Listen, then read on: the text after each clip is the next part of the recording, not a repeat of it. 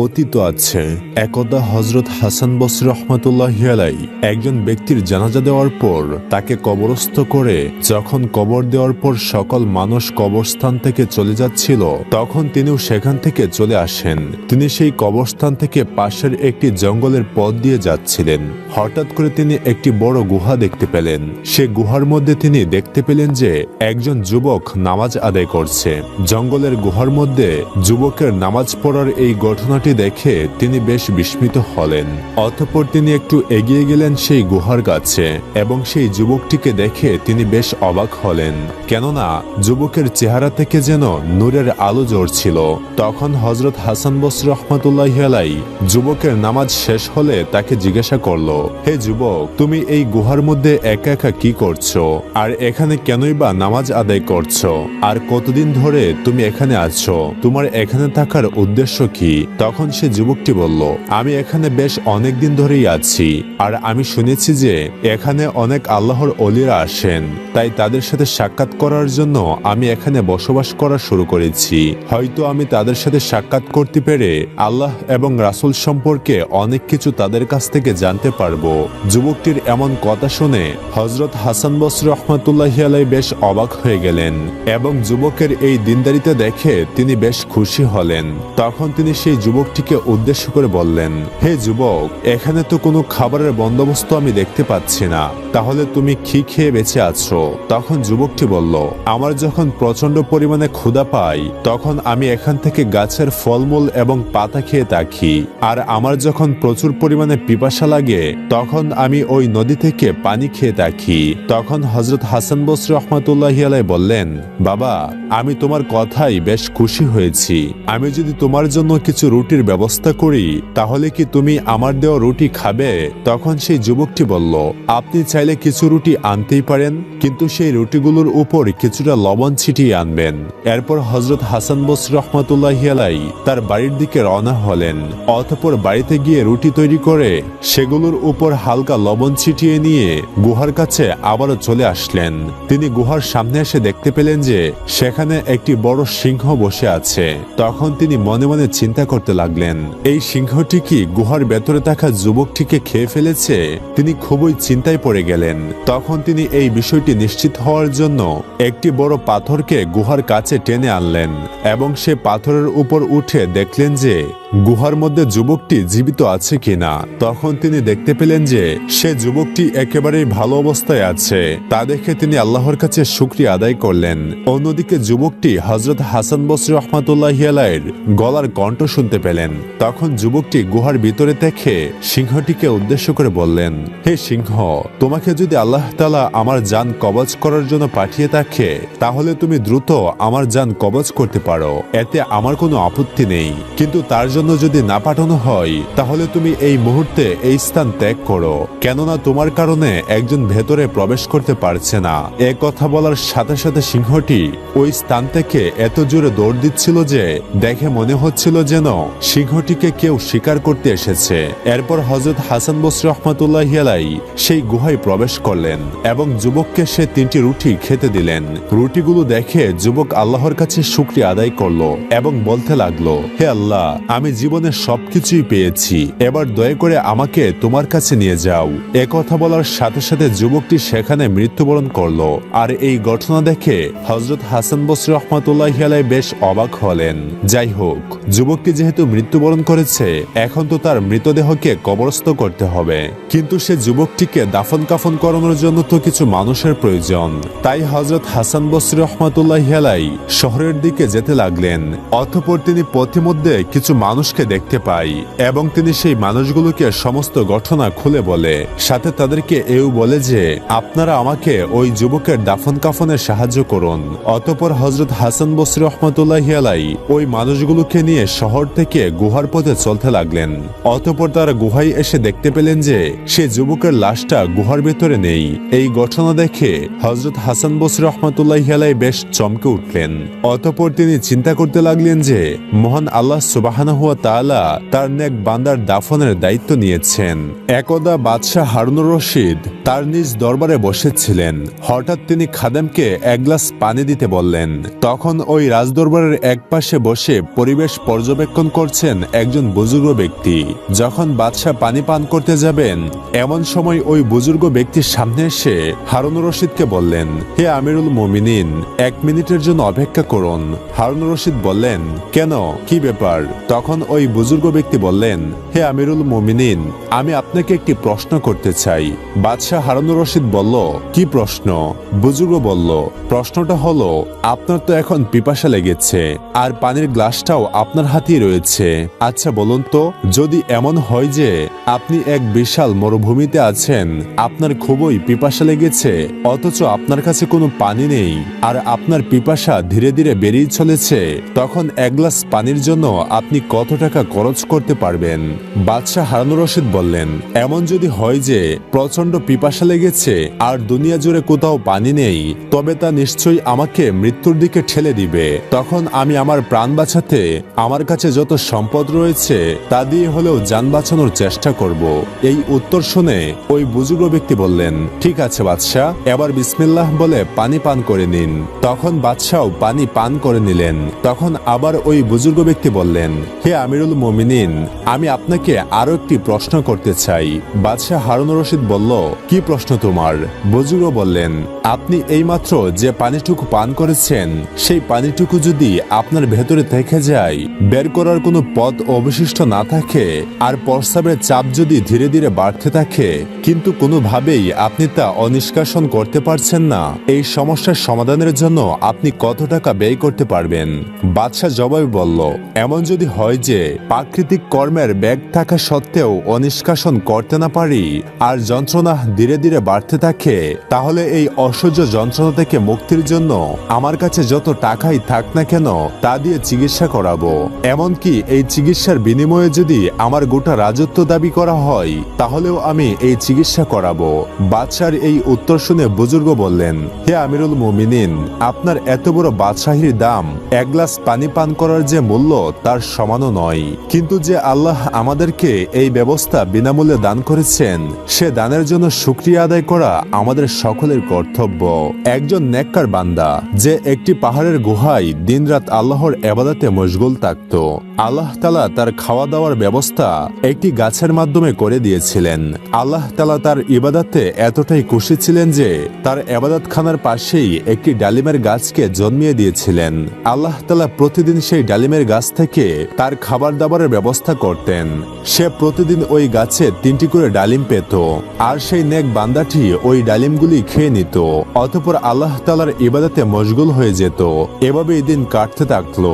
হঠাৎ একদিন সেই আবেদ ব্যক্তিটি ভাবল যে এগুলি হলো আমার রিজিক, আমি এভাবেই খাবার দাবার করব এবং আল্লাহ তাআলার ইবাদতে মশগুল হয়ে থাকব। অতঃপর একবার আল্লাহ তাআলা তার পরীক্ষা নিতে শুরু করলেন, কেননা যারা আল্লাহ তাআলার নেক বান্দা হয়ে থাকে, আল্লাহ তাআলার ইবাদত করে থাকে, আল্লাহ তাআলা তাদের পরীক্ষাও নিয়ে থাকেন। একবার এমন ঘটল যে সে ডালিম গাছে আর ডালিম ধরল না। এভাবে একদিন কেটে গেল। সে ধৈর্য ধারণ করলো। দ্বিতীয় দিনেও আল্লাহ সুবহানাহু ওয়া তাআলা ডালিম দিলেন না। সেদিনও সে ব্যক্তি ধৈর্য ধরল। তৃতীয় দিনও তার সঙ্গে এমনটাই ঘটল। আল্লাহ তাআলা তাকে ডালিমের নিয়ামত থেকে বঞ্চিত রাখলেন, কেননা তার রব তার পরীক্ষা নিচ্ছিলেন। আল্লাহ দেখতে চাচ্ছিলেন যে ওনার বান্দা ওনার উপর কতটা ভরসা করে, সে ওনার কাছে চায় নাকি অন্য কারো কাছে গিয়ে চাইতে শুরু করে। অতঃপর তৃতীয় দিন সেই ব্যক্তিটি অনেক ক্ষুধার্ত হয়ে পড়েছিল। সে আল্লাহ তাআলার দরবারে না চেয়ে মানুষের কাছে চাওয়ার জন্য বেরিয়ে পড়ল। সে ব্যক্তি অনেক পথ চলতে চলতে হঠাৎ করে একটি বাড়ি দেখতে পেল। সেই বাড়িটি একজন মুসলমানের ছিল, কিন্তু সেই মুসলমান ব্যক্তিটি একজন চোর ছিল। সে শুধু নামে মাত্র মুসলমান ছিল, তার ভেতরে এমন কোনো আমলই ছিল না যার জন্য তাকে ভালো মুসলমান বলা যেতে পারে। যাই হোক, বাড়িটির পাশে গিয়ে ওই নেককার ব্যক্তিটি ভাবল, আমি এই মুসলমানের বাড়িতে গিয়ে খাবার চাই, কিন্তু আমি তো শুনেছিলাম যে সে একজন চোর।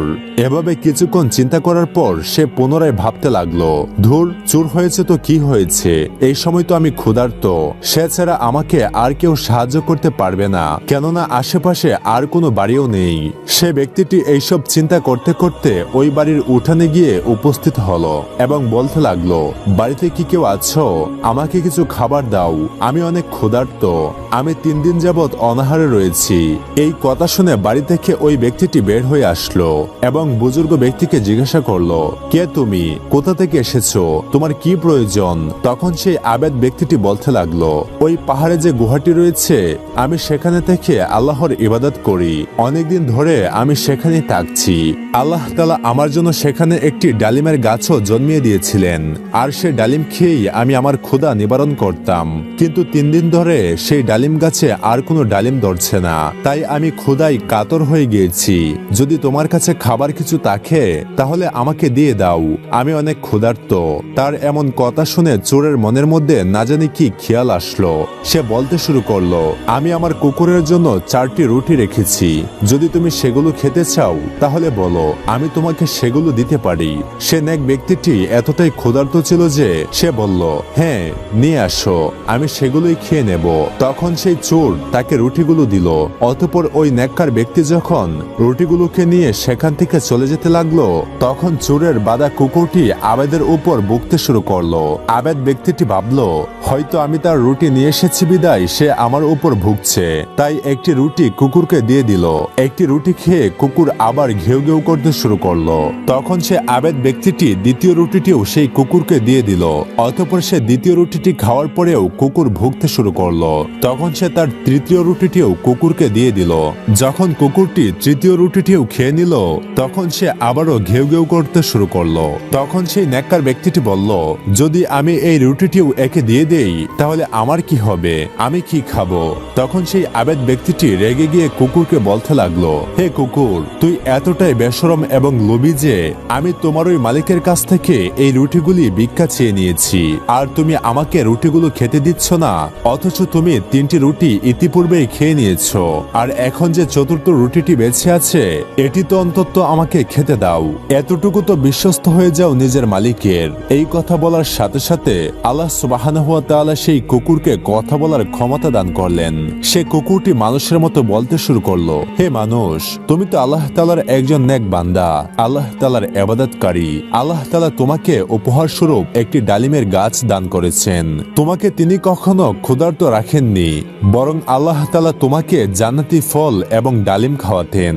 অথচ তুমি আল্লাহ তাআলার সঙ্গে কি এমন নাফরমানি করলে যার জন্য তোমার খাবার বন্ধ হয়ে গিয়েছে? আর তুমি আমাকে বললে যে আমি বেশরম লোভী, কিন্তু আমি এতটাই বিশ্বস্ত যে আমি সেই রুটিটি চাচ্ছি যেটি আমার মালিক আমার জন্য রেখেছিল। তুমি তো আল্লাহ তাআলার ইবাদতকারী, তোমার কি আল্লাহ তাআলার উপর ভরসা ছিল না? তোমার কি তাওয়াক্কুল ছিল না যে তুমি পরের কাছে অর্থাৎ মানুষের কাছে সাহায্য নেওয়ার জন্য বেরিয়ে পড়েছো, আর আমার মালিক তোমাকে সাহায্য করলো, আর তুমি তার রুটি খেতেও রাজি হয়ে গেলে? তুমি কি 3 দিনের ক্ষুধা সহ্য করতে পারতে না? তোমার রব কি তোমাকে ক্ষুধার্ত রাখতো? সে তো তোমার পরীক্ষা নিচ্ছিল। আমি তো এক পশু, কিন্তু তুমি তো একজন মানুষ। তোমার ভরসা কি করে তোমার রব থেকে সরে গেল? তুমি কি আল্লাহ তাআলার বারগাহে চাইতে পারতে না?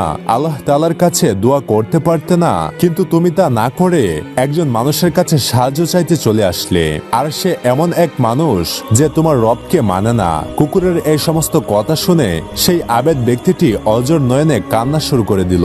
সে আবারও পাহাড়ের গুহায় ফিরে আসলো আর আল্লাহ তাআলার দরবারে সেজদায় পড়ে গেল এবং কান্না করতে করতে মাপ চাইতে লাগলো। সে বলতে লাগলো, ইয়া আল্লাহ, আপনি আমাকে মাফ করে দিন, আমার ভুলকে মাফ করে দিন। হে আল্লাহ, আমি এটি ভাবিনি যে আপনি আমাকে এই নির্জন জায়গায় কিভাবে খাবার দিতেন। কোনো মানুষ কখনো আমাকে সাহায্য করেনি। এখানে আমি যা কিছুই পাচ্ছিলাম তা আমাকে আপনি দিয়েছিলেন। কি করে আমার ঈমান এত ছোট হয়ে গেল? হে আমার রব, আপনি আমার পরীক্ষা নিলেন আর আমি আপনার পরীক্ষায় উত্তীর্ণ হতে পারলাম না। কিন্তু হে আমার রব, আমি আপনার বারগাহে সত্য মনে তওবা করছি, আমি আপনার কাছে ক্ষমা প্রার্থনা করছি। হে আমার রব, আপনি আমাকে মাফ করে দিন, আপনি তো পরম দয়ালু ও রহমানুর রহিম। সেই আবেদ বান্দাটি এভাবে আল্লাহ তাআলার দরবারে কেঁদে কেঁদে মাফ চাচ্ছিল, আর তা দেখে আল্লাহ সুবহানাহু ওয়া তাআলা তার উপর রহম করলেন, আর সেই গাছে আবারও ডালিম ধরা শুরু করলো। জান্নাতের সেই নিয়ামত আল্লাহ তাআলা আবারও তাকে দান করতে লাগলেন। একদা এক বাদশাহ এবং এক ফকির মসজিদে বসেছিল। হঠাৎ করে ফকির আল্লাহ তাআলার কাছে দোয়া করতে লাগলো, হে আমার মহান আল্লাহ তাআলা, আমার কাছে গোশত এবং হালুয়া পাঠান, তা খেতে আমার খুবই ইচ্ছা করছে। বাদশাহ ফকিরের এই কথা শুনে হাসতে লাগলো এবং মনে মনে ভাবলো, আরে ফকির, এই খাবারগুলি যদি তুই আমার কাছে চাইতি তাহলে আমি হয়তো তোকে দিয়ে দিতাম, কিন্তু তুই আল্লাহর কাছে চেয়েছিস, আল্লাহ তো তোকে এইসব জিনিস দিবে না। এই ঘটনাটি মসজিদের ইমাম দেখছিলেন। কিছুক্ষণ পর এক ব্যক্তি ওই ফকিরের কাছে আসলো এবং বলল, হে ফকির, এই নাও গরুর গোশত এবং হালুয়া, এগুলো তুমি খেয়ে নাও। ফকির সেই খাবারগুলো খাওয়ার পর বাড়তি খাবারটুকু ওই লোকটাকে দিয়ে দিল। ফকির কর্তৃক গোশত খাওয়ার এই ঘটনা দেখে বাদশা অবাক হয়ে গেল। অতঃপর সেই বাদশা ওই লোকটার কাছে গেল এবং তাকে বলতে লাগলো, হে আল্লাহর বান্দা, আল্লাহর কসম, তুমি কিভাবে জানতে পারলে যে ওই ব্যক্তি এই খাবারগুলো খেতে চেয়েছিল? লোকটি তখন বাদশাকে বলল, হে বাদশা, আজকে আমি কাজ করার পর অনেক টাকা পেয়েছি, যার জন্য আমার স্ত্রীকে কিছু ভালো খাবার রান্না করতে বলেছিলাম। আমি যখন একটু আগে ঘুমিয়েছিলাম তখন আমাকে স্বপ্নে কে যেন বলল, তোমার ঘরের রান্না করা খাবারগুলো মসজিদে থাকা ওই গরিব ব্যক্তিকে দিয়ে আসছো। আর তাই আমি তাড়াতাড়ি এসে এই খাবারগুলো তাকে দিলাম এবং আমি আল্লাহকে খুশি করলাম, কেননা আজকের এই ভালো কাজের বিনিময়ে হয়তো আল্লাহ রাব্বুল আলামিন আমার জন্য কোনো বরকত রেখেছেন। আর এখানে এখন যে খাবারগুলো আছে এগুলো আমি বাড়িতে গিয়ে আমি এবং আমার স্ত্রী মিলে খাবো। তখন সেই বাদশা তাকে বললেন, তুমি এই খাবারগুলো আমাকে দিয়ে দাও, কেননা এই খাবারে হয়তো অনেক বরকত রয়েছে, আর এই খাবারের বিনিময়ে আমি তোমাকে 2 দিরহাম দেব। জবাবে ওই লোকটি বলল, না হুজুর, আমি আপনাকে এই খাবার দিতে পারবো না। তখন বাদশা বললেন, আচ্ছা ঠিক আছে, আমি তোমাকে 10 দিরহাম দেব, তারপরেও খাবারটুকু আমাকে দিয়ে দাও। লোকটি তখনও বলল, আমি আপনাকে তবু খাবারগুলি দেব না, আপনি যদি পৃথিবীর সকল টাকা পয়সা আমাকে এনে দেন তবুও আমি আপনাকে এই বরকতময় খাবারের অংশগুলো দেব না। অতঃপর বাদশা ওই লোকের কথায় হতাশ হয়ে সেখান থেকে ফিরে আসলেন। একদা হারুনুর রশিদ ও তার স্ত্রী জুবাইদা নদীর কিনার দিয়ে হাঁটছিলেন। অনেক দূর হাঁটার পরে তাদের সাথে বাহলুল দরবেশের সাক্ষাৎ হলো। তারা দেখতে পেল বাহলুল দরবেশ নদীর পাড়ে বসে কি যেন করছে। তখন বাদশাহ হারুনুর রশিদ তাকে জিজ্ঞেস করলেন, হে বাহলুল, তুই এখানে বসে কি করছিস? বাহলুল দরবেশ বলল, আমি জান্নাতের বালাখানা বানাচ্ছি। হারুনুর রশিদ জিজ্ঞেস করলেন, কার জন্য? বাহলুল বলল, যে এই বালাখানা খরিদ করবে তার জন্য। যদি কেউ এই বালাখানা খরিদ করে আমি তার জন্য আল্লাহ রাব্বুল আলামিনের দরবারে দোয়া করব যেন আল্লাহ রাব্বুল আলামিন তাকে একটি জান্নাতে বালাখানা দান করেন। হারুনুর রশিদ তখন জিজ্ঞেস করলেন, একটি বালাখানার দাম কত? বাহলুল দরবেশ বলল, 1 দিনার। তখন হারুনুর রশিদ তার স্ত্রী জুবাইদার দিকে ফিরে বললেন, হে জুবাইদা, দেখছো পাগলটা এখানে বসে কি কাণ্ড করছে? সে নাকি দুনিয়াতে থেকে মানুষের জন্য জান্নাতে বালাখানা বানাচ্ছে। আমি তার এই কথা বিশ্বাস করি না। জুবাইদা হারুনুর রশিদের কথায় কান্না দিয়ে বাহলুল দরবেশকে জিজ্ঞেস করলেন, বাহলুল, তুমি এখানে কি করছো? বাহলুল দরবেশ বলল, আমি জান্নাতের বালাখানা বানাচ্ছি। জুবাইদা বললেন, কার জন্য? বাহলুল দরবেশ বলল, যে এই বালাখানা খরিদ করবে তার জন্য। যদি কেউ আমার এই বালাখানা খরিদ করেন আমি তার জন্য আল্লাহ রাব্বুল আলামিনের দরবারে দোয়া করব, আল্লাহ রাব্বুল আলামিন যেন তাকে জান্নাতে বালাখানা দান করেন। জুবাইদা বললেন, একটি বালাখানার দাম কত? বাহলুল দরবেশ বলল, 1 দিনার। তখন জুবাইদা তাকে 1 দিনার দিয়ে তার কাছ থেকে একটি জান্নাতের বালাখানা খরিদ করলেন। এরপরে হারুনুর রশিদ ও জুবাইদা সামনে চলতে লাগলেন। হারুনুর রশিদ তখন জুবাইদাকে লক্ষ্য করে বললেন, জুবাইদা, তুমি অযথা 1 দিনার নষ্ট করলে। এই পাগলের কথার কি কোনো ভিত্তি আছে? সে তো একজন পাগল, তার যা ইচ্ছা তাই করবে। অতঃপর রাত্রিবেলায় যখন হারুনুর রশিদ গভীর ঘুমে অচেতন অবস্থায় ছিলেন তখন তিনি স্বপ্নে দেখতে পেলেন তিনি জান্নাতের মধ্যে হাঁটাহাঁটি করছেন। কিছুক্ষণ হাঁটাহাঁটি করার পর তিনি দেখতে পেলেন জান্নাতের মধ্যে ইয়াকুত পাথরে নির্মিত একটি অট্টালিকা। অতঃপর তিনি সেই অট্টালিকাটির কাছে এসে দেখতে পান সেখানে তার স্ত্রী জুবাইদার নাম লেখা রয়েছে।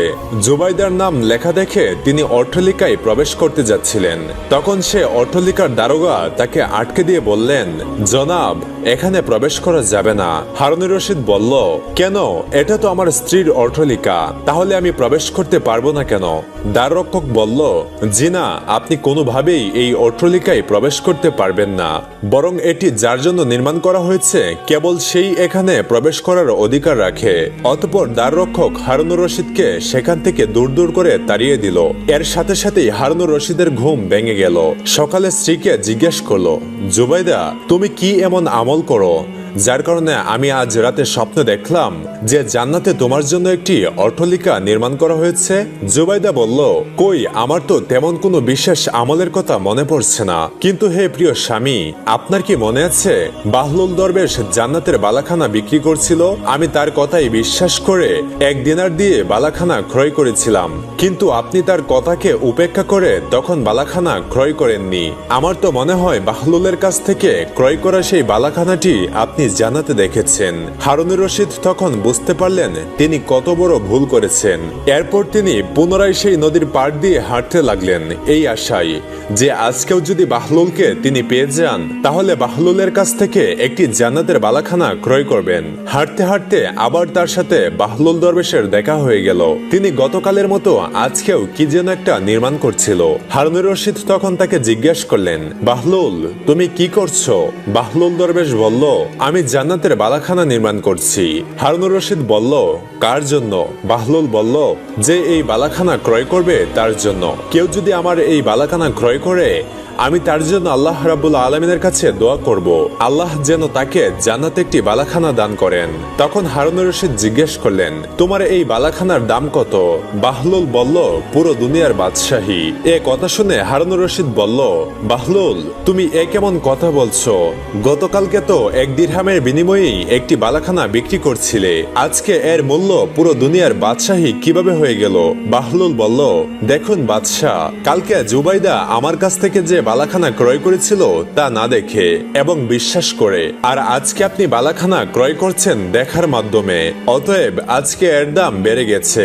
হারুনুর রশিদ বললেন, হে বাহলুল, আমি যে স্বপ্নে এই বিষয়টি দেখেছি তুমি সেটি কিভাবে জানতে পারলে? বাহলুল বলল, সেই আল্লাহ আমাকে জানিয়ে দিয়েছেন, যিনি আমার দোয়ার বদৌলতে জুবাইদার জন্য জান্নাতে একটি বালাখানা নির্মাণ করেছেন। অতঃপর হারুনুর রশিদ নিরাশ হয়ে বাহলুলের কাছ থেকে ফিরে আসলেন। তিনি আর জান্নাতের বালাখানাটি তার কাছ থেকে ক্রয় করতে সক্ষম হলেন না, কেননা পুরো দুনিয়ার বাদশাহী তো আর তার কাছে ছিল না।